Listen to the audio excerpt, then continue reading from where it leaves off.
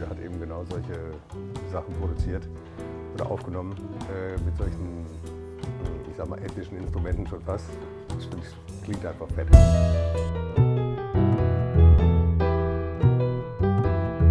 Okay, Gregor, da freue ich mich jetzt mal, was du alles mitgebracht hast. Ja, dann schauen wir mal. Okay, los geht's.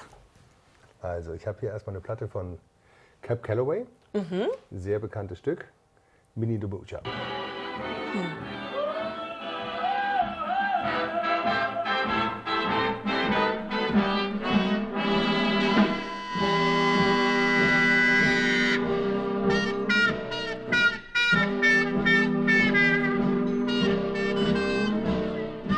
Folks, here's a story about Minnie the Moocher. She was a red-hot hoochie coocher. She was the roughest, toughest frail, but Minnie had a heart as big as a whale. Hide, hide, hide, hide, hide, hide, hide.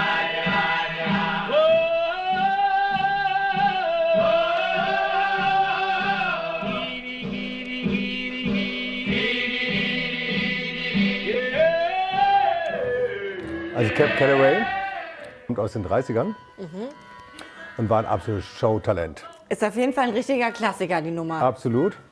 Der war auch mehr oder minder prägend durch seinen Tanz. Ja, also Vorbild für viele andere, wie Michael Jackson, James Brown davor auch noch. Das hat sich so tatsächlich vorgeführt. Okay, interessant, wusste ich nicht. Ja, es gibt auch diese Zeichentrickfilme von Betty Boop. Kenn ich? Genau, und da hat man ihn sozusagen als Vorlage genommen, um dann sozusagen diese ganzen Dance-Moves damit einzupflegen. Ja, Ah, das ist ja geil. genau, Siehst du mal, 30er Jahre. 30er Jahre, ganz genau. She had a dream about the king of Sweden. He gave her things that she... Ja, ich habe zu Hause auch sehr viel Jazz gehört mit meinen Eltern und da kam ich eigentlich dazu. Ja, dein Vater war ja auch Jazzmusiker, Genau, ne? der hat Saxophon gespielt. Wir hatten auch schon einen Probekeller bei uns im Haus. Das heißt, ich bin eigentlich schon von Kindesbeinen an damit aufgewachsen. Und ja, bin dabei geblieben. Total schön, wow, okay, tolle erste Nummer. Gut. Du spielst ja auch selber Saxophon. Spielte Saxophon. Spielte, Ja, okay. Warum hast du es aufgegeben? Ach, einfach zu busy mit anderen Sachen und du musst dabei bleiben, musst eigentlich täglich üben, damit Ja. du auch einen Sound hast und ja, wie es mit allen Instrumenten ist, muss man sie üben. Das stimmt, aber hast du es richtig gut gekonnt? Ach, ja, ich habe bei den Bands gespielt, konnte spielen, ja. Okay, cool. Nicht so gut wie John Coltrane, den ich jetzt spielen werde. Die nächste Nummer. Also es geht weiter mit Jazz. So ist es. Sehr schön. Und zwar John Coltrane mit der Nummer Body and Soul. Nein, völlig nicht. Das ist sie eben nicht.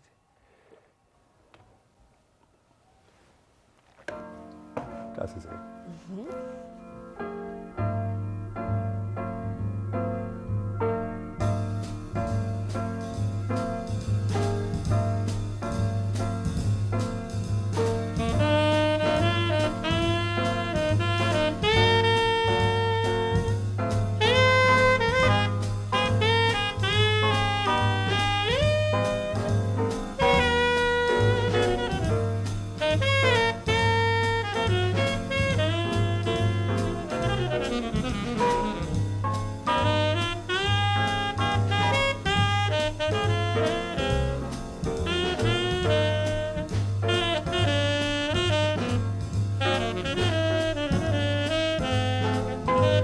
Das ist klassischer Jazz aus den 60er Jahren. Von John Coltrane, Elvin Jones am Schlagzeug. Bekannte Band. Und ich bin ein riesen John Coltrane-Fan. Sehr spiritueller Mensch gewesen. Warum spirituell? Naja, allein seine Musik war schon spirituell und er kommt auch aus einer sehr spirituellen Familie, also Predigerfamilie. Okay. Und hat auch zu Messen gespielt. Das war der Background. Okay. Also hast du dich auch sehr mit den Biografien deiner Idole Na oder klar. deinen Künstler befasst? Okay. Auf jeden Fall, na klar. Schön. Ja, Sehr schöne Nummer. finde ich auch. So Barmusik, finde ich. Fliegt so schön, finde ich. Ja. Als nächstes habe ich ein Stück von Miles Davis dabei. Oh ja, Miles Davis ist natürlich auch super. Die nennt sich Sketches of Spain, heißt die Platte. Die ist arrangiert von Gil Evans. Ich mache sie mal an. Miles Davis ist super.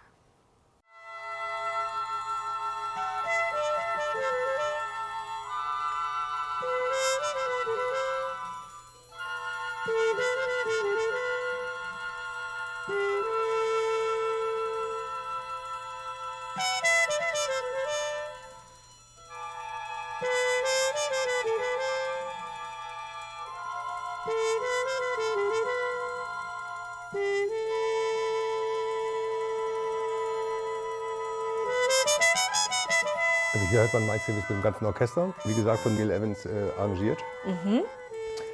Witzigerweise, John Coltrane hat früher auch bei Miles Davis in der Band gespielt. Ist dann mal rausgeflogen. Ich glaube, weil er zu sehr auf Heroin war. Oh, okay. Witzig, weil Miles Davis nachher auch war. Insofern frage mich so, wie die immer so spielen konnten. Auf Ja, Heroin, oder? aber immerhin, ja. Wow. Und ich finde diese Platte hier so wunderbar, weil die einfach halt wirklich so schön arrangiert ist auch. Und Ja, der Aufbau. Genau.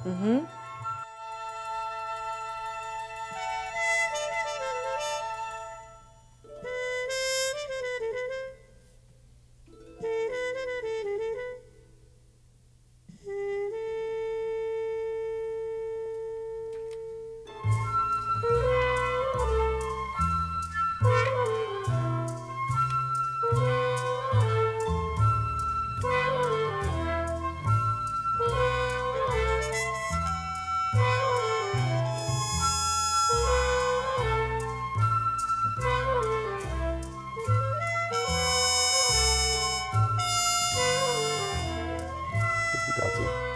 Sehr schön. Ich habe die Platte mal gehört, als ich mal in Spanien unterwegs war, eine Spanienreise gemacht habe, war ich im ganzen Land unterwegs und habe das die ganze Zeit diese Platte gehört. Das war einfach so wahnsinnig passend.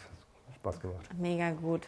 Als ich im Schwarzwald so viel war, habe ich dann auch immer Jazzmusik gehört, als ich dann durch den Wald spaziert bin und so. Es war schon sehr beruhigend, würde ich sagen.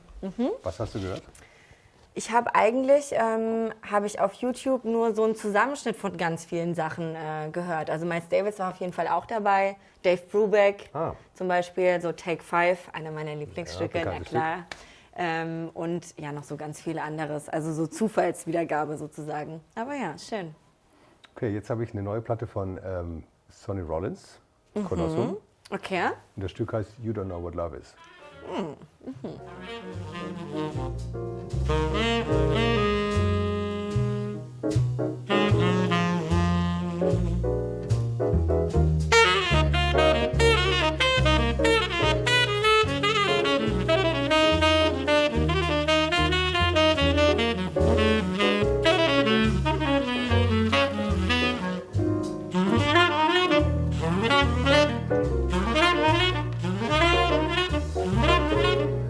Cheers.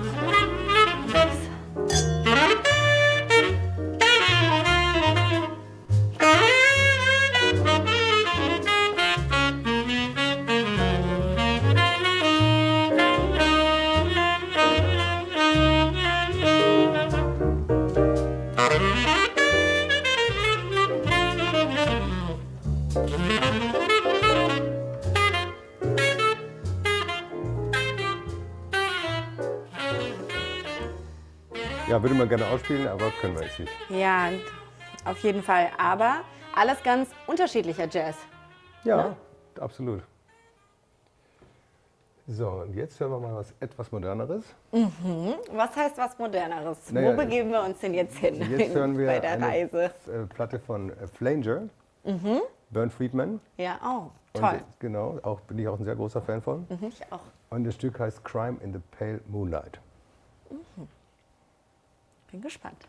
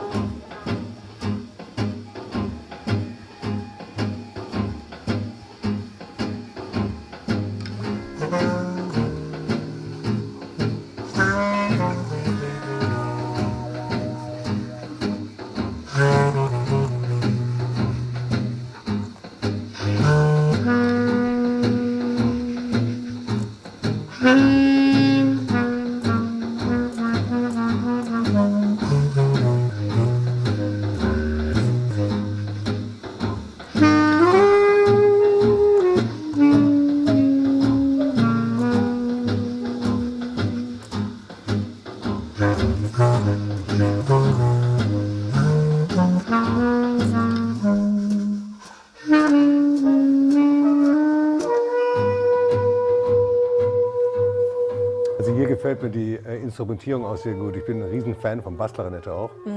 Und ich finde, es ist sehr gut gelungen, einfach so mit irgendwie akustischen Instrumenten das irgendwie zu mixen. Großen Respekt, Burn Friedman, Flanger. Auf jeden Fall, klingt Tolle Platte. großartig. Auch so raumfüllend. Genau.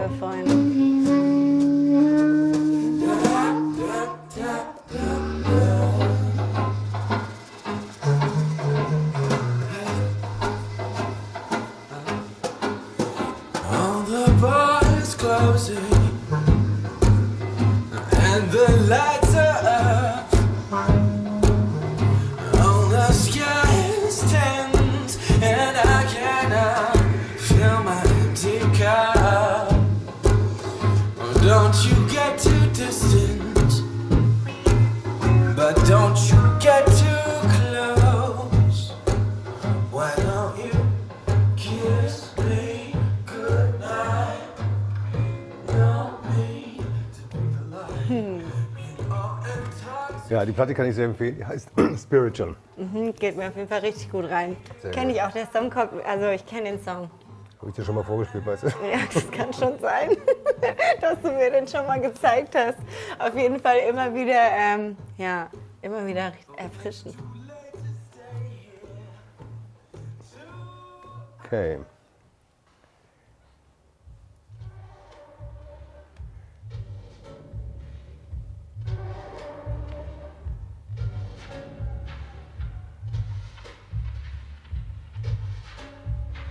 Und was haben wir da jetzt? Schönes?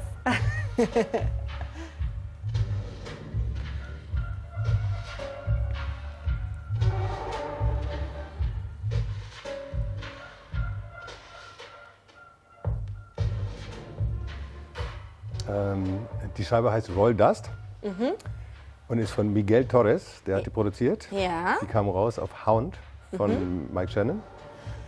Ah ja, unser Genau. lieber Mike Steiner, der war ja zuletzt da. Richtig. Und witzigerweise ist Miguel Torres auch ein großer Fan von Burn Friedman und von dieser Flanger-Scheibe. Wir haben uns da neulich auch darüber ausgetauscht. Also insofern, ich finde, man hört auch diese Parallelitäten irgendwie so ein bisschen. Auf jeden Also Fall, das ja. ist, Das finde passt. ich halt sehr gut gelungen, finde ich auch.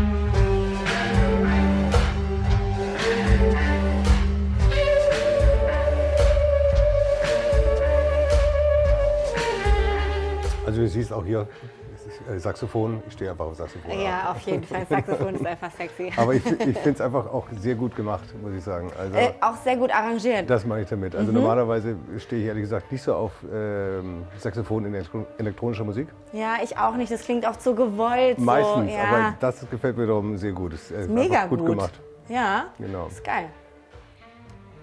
Auch eine sehr schöne Überleitung, ne? Wie wir uns jetzt langsam so aus den 30er Jahren so, Ja, ne? jetzt gehe ich allerdings nochmal zurück Ah, okay. und spiele mal kurz ein kleines Stück von Chano. Und das klingt so.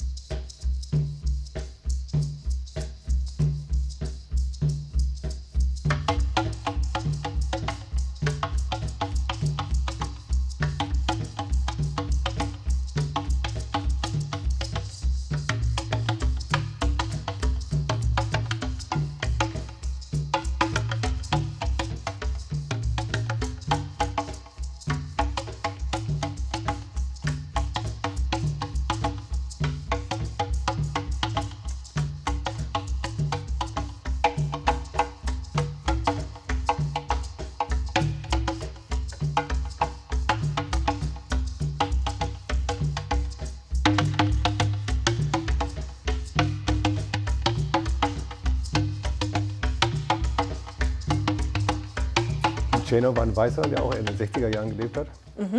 Der aber allerdings fast nur mit Schwarzen zusammengespielt hat.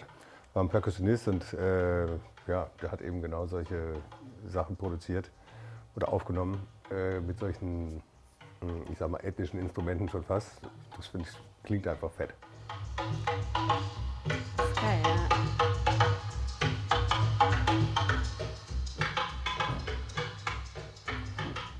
Du kennst ein Marimbaphon wahrscheinlich, ne? Ja, na klar. Und das ist halt, glaube ich, ein Ballaphon, so nennt sich das. Das ist nochmal tiefer. Wie nennt sich das? Ich glaube, es heißt Ballaphon. Wenn ich mich alles Okay, Marimba kenne ich. Aber auf jeden Fall großes Kompliment als Weißer, dann mit den ganzen Schwarzen damals Musik zu machen, schon, ne? Spricht für sich. They got the beat. Genau, they got the rhythm. Okay. Jetzt Mann, da wieder lernt man ja wieder richtig viel heute, Gregor, ist richtig gut. zurück in die Moderne. Okay.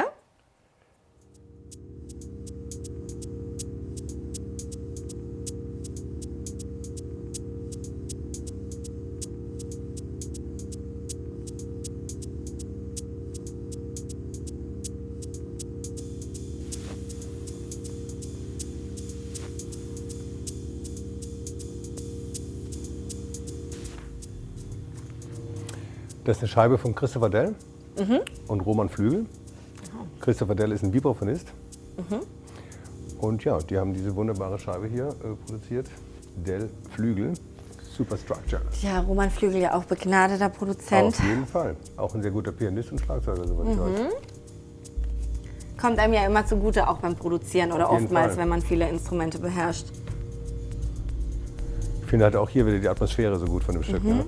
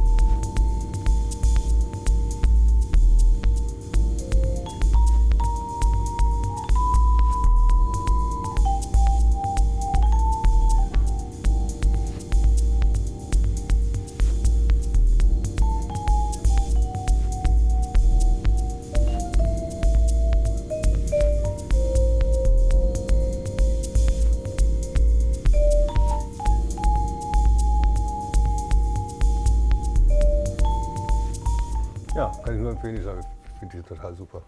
Sehr schön. So, und jetzt nochmal eine kleine Reise zurück. Wohin geht's denn, in welches Jahr?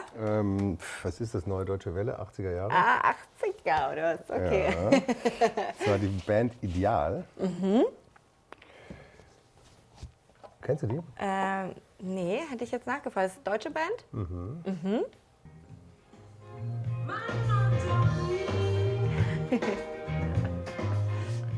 Du kennst auch Inga Humpe wahrscheinlich, ne? Sagt mir was. Die Sängerin Inga Humpe. Die Schwester heißt Ach so, na klar. Genau, und die Schwester ist Annette, Annette Humpe. Ja. Das ist sie. Ah, das ist Annette Humpe. Okay. Flieg nach Hawaii, Wir sind auch dabei flieg nach Tel Aviv, zum Minimaltarif. ich flieg nach Eschnapur, Den Tiger auf der Spur. ich flieg nach Babylon, Hotel mit Vollpension.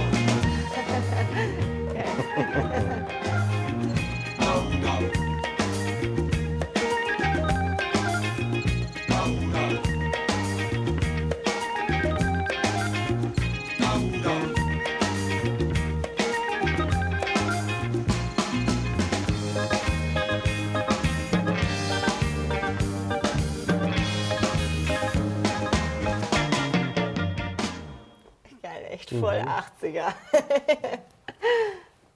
Also Auch die Texte. Es gab auch ein paar gute Bands in den 80ern. finde Ja. ich. Also ich bin nicht nur der Riesenfan der 80er, aber Wer hat dir denn noch so gefallen in den 80ern? na, Prince natürlich, den Ach ich jetzt so. auch spielen werde. Oh, okay, wir machen jetzt weiter mit Prince. Sehr schön. Aber wenn man, also deutsche Bands, es gab so eine Band, die hieß Spliff. Ja, klar. Kennst du auch, Kenn ne? ich, na sicher. Mhm. Und sonst noch jemand? Warte mal, wer fällt mir da noch ein?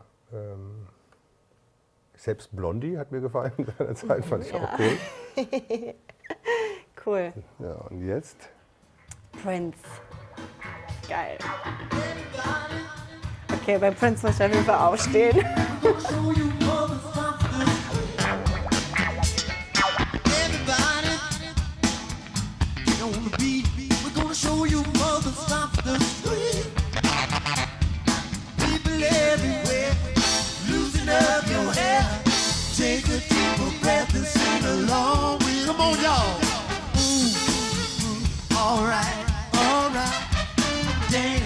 Sex, romance, everybody flow.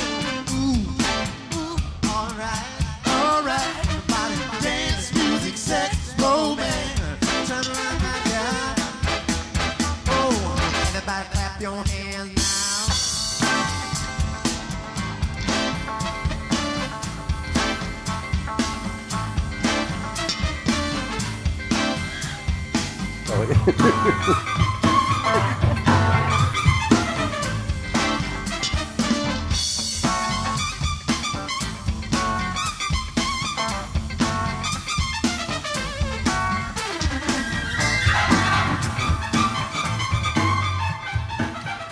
Das ist die Scheibe hier, Small Club. Small Club. Das heißt, er hat ja oftmals gerne Konzerte noch gegeben. Nach einem großen Konzert ein kleines Clubkonzert. Und das ist zum Beispiel so eine Aufnahme. Und eine Live-Aufnahme. Live-Aufnahme, ganz genau. Prince, Und er hat Mann. ja auch immer mit Sheila E. zusammengespielt. Einfach fette Band. Das ist diese Schlagzeugerin. Schlagzeugerin, ja, genau. Ja. Geil. Right. Romance Junior Rumble, Minneapolis. Alright, come on, dance, music, sex, romance, junior rumble, Minneapolis style.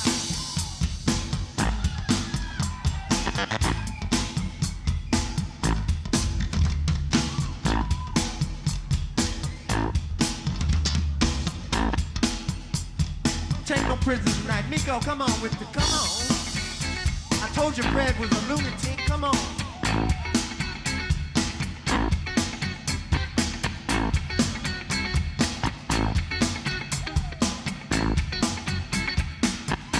This is called chicken grease.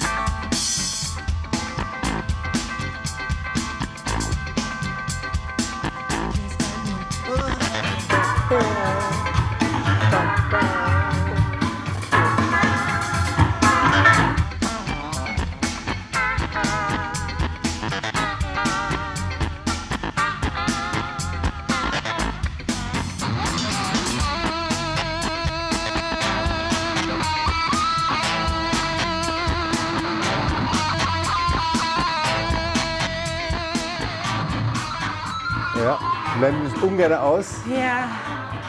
For Prince. Ich bin ein riesen Prince-Fan, Godfather. ja, auf jeden Fall, auf Ja. jeden Fall. Wahnsinn. Ja. Geil. Ich bin voll on fire. Weiter geht's. Okay. Was kommt jetzt nach Prince? Das wirst du Ich bestimmt bin, gleich hören. Warte. Du kennst es mit Sicherheit. okay, ich bin gespannt.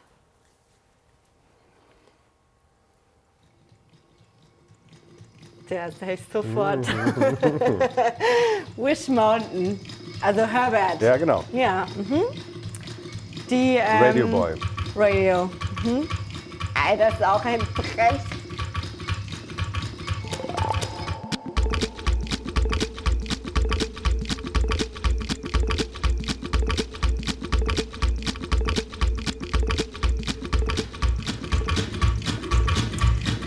Wie du weißt, bin ich ja ein mega Herbert-Fan. Ich auch. Ey, der Typ ist jeden einfach Fall. mal der allerkrasseste, oder?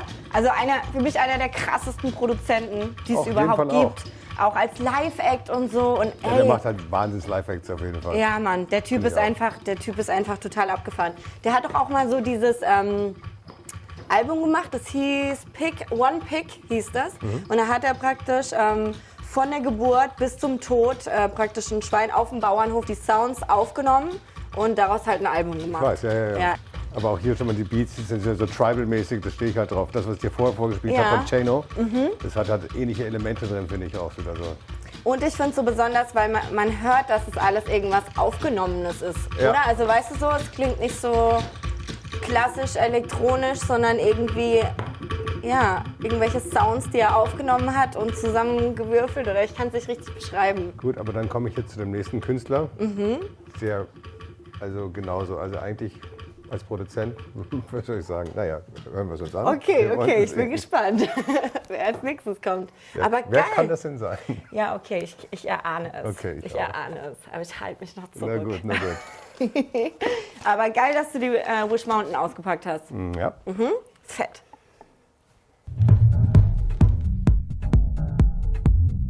What you say, more than I can say.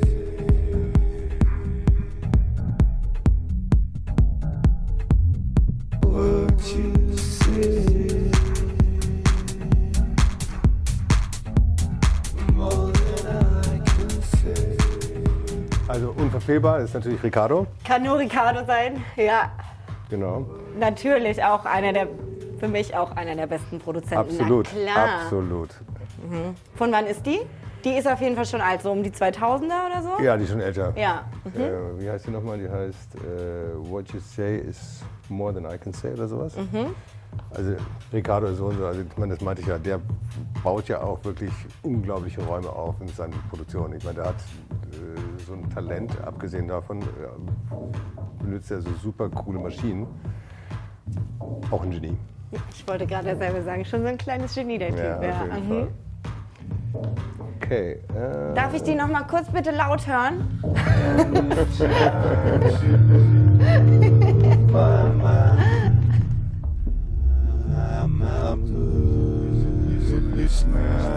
Tonight.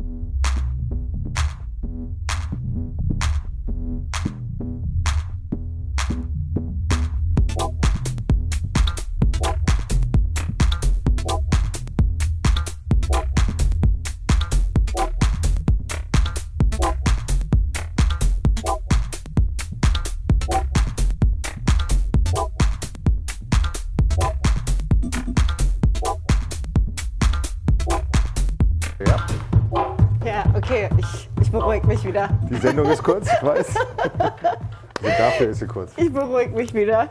Ja, wow. Ah, Ja. schön. Okay.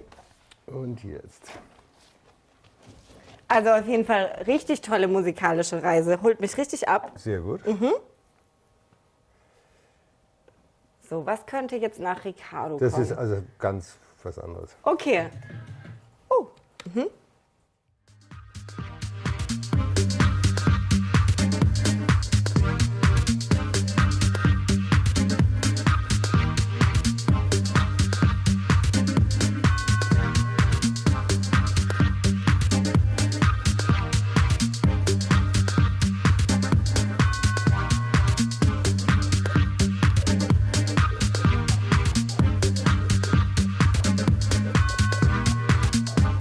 Okay, das ist eine Jiminy.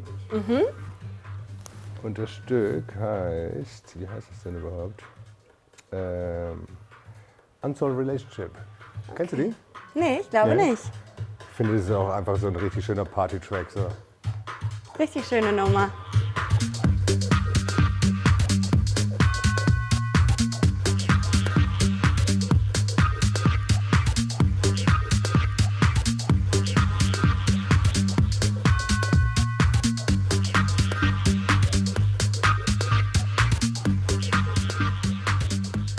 Wie lange haben wir denn noch?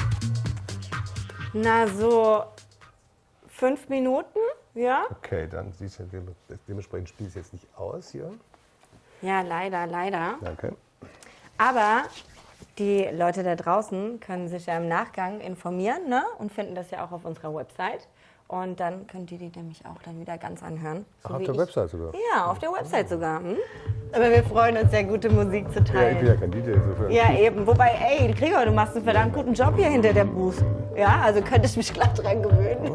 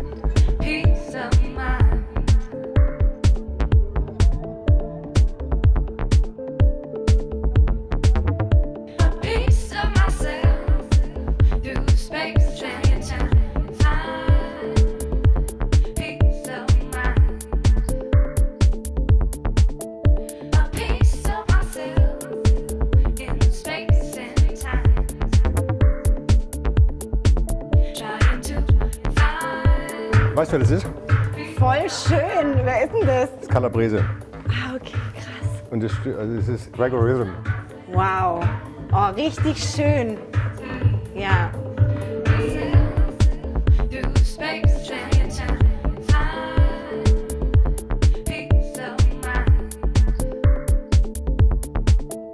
a piece of myself in space and time,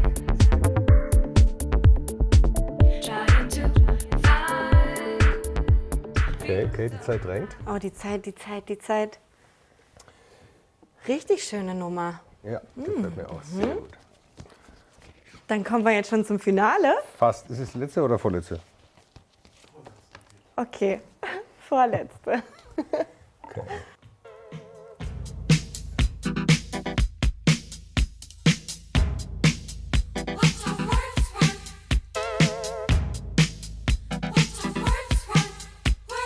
Words in papers, words in books, words on TV, words for crooks, words of comfort, words of peace, words to make the fighting cease, words to tell you what to do. Words are working hard for you. Eat your words, but don't go hungry. Words have always nearly hung me.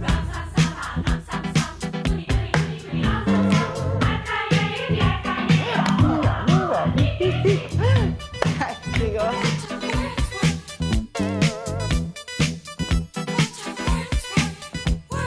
Words of nuance, words of skill, and words of romance are a pill. Words are stupid, words are fun. Words can put you on the run. Mots pressés, mots sensés, mots qui disent la vérité. Mots maudits, mots mentis. Also das ist Tom Tom Club. Ja. Die Bassistin heißt Tina Weymouth. Okay. Das war die Bassistin auch von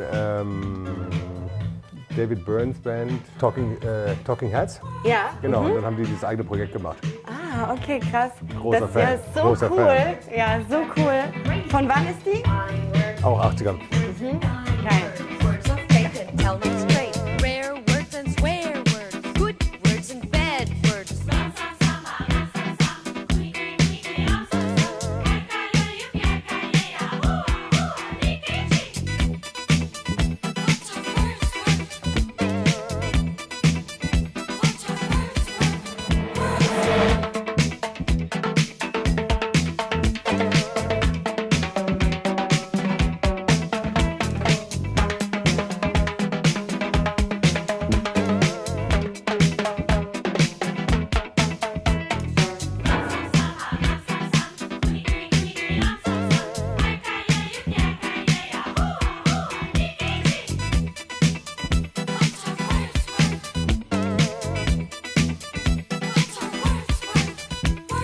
Words can make you pay and pay. For letter words I cannot say.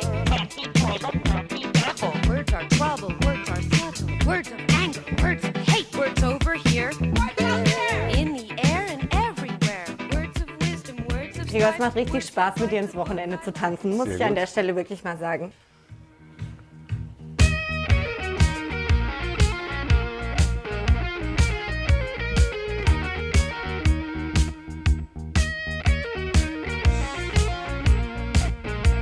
Das ist Mike Oldfield.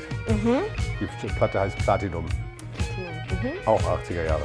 Ja.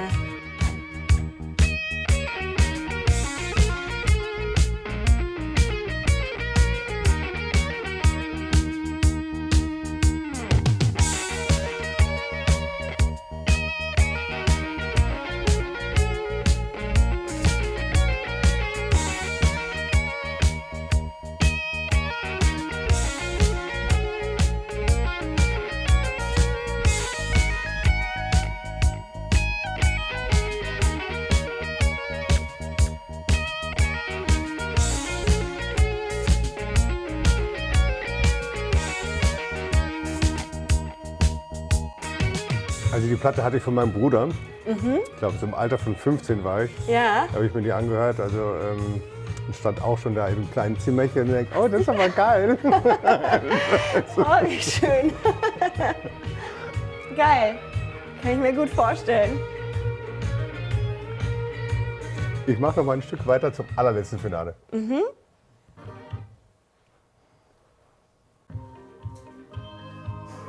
bisschen kitschig, aber ich finde es irgendwie geil. Oh ja, ist so ein schöner Closing-Track, hä? Genau, ja, genau, ja, genau.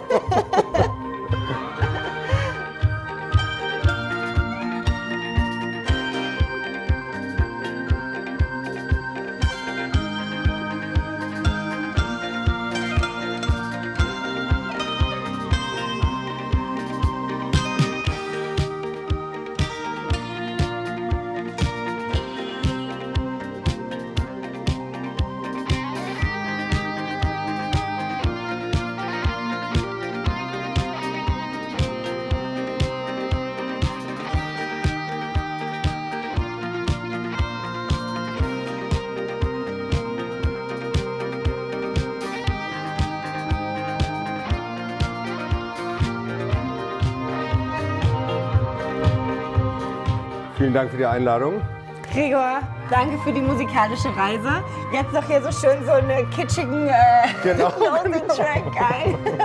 Also Leute, ich hoffe, ihr hattet auch so einen schönen Freitagabend wie wir. Startet schön ins Wochenende. Und ja, ich freue mich, wenn wir uns das nächste Mal wiedersehen. Bis bald, eure Isabel und euer Gregor.